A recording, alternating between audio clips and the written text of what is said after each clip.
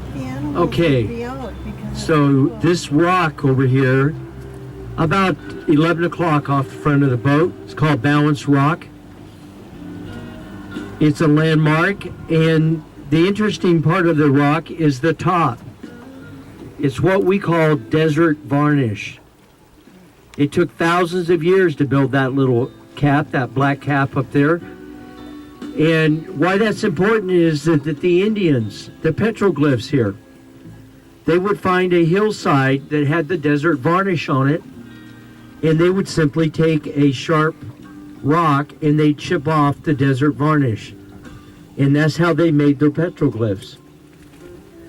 Good examples of that are up in the Topak Gorge area, a whole hillside.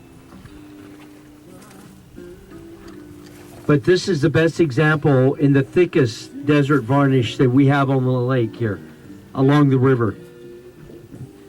You also get an idea here of all the geology here, the volcanic time, the times that it was an inland lake, huge inland lake, thousands of feet deep.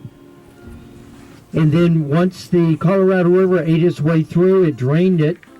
So in front of us here, and this rock right here is called Caliche, which is the ancient lake bottom.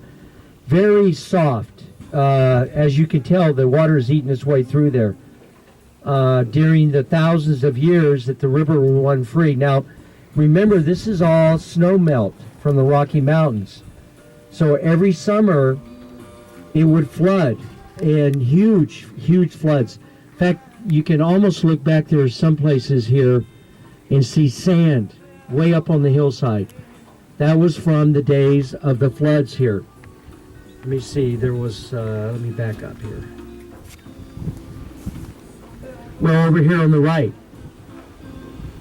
you'll see different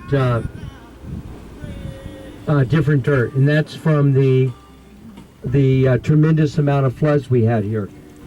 And that's, of course, quite frankly, why they decided that this was a good river to dam up. Because every year the Rocky Mountain snow would melt, and this area would flood. Of course, that attracted the Indians, and the Indians loved it because after the water receded, they would go down and plant their crops. And so for thousands of years, actually they found Indian remains that were 1,800 years old, about 100 miles from here, just a month ago.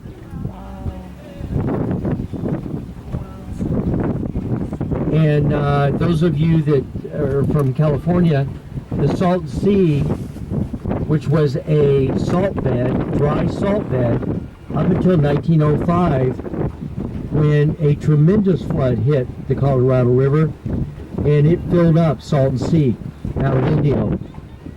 All that water came from the Colorado River. What is that, about 150 miles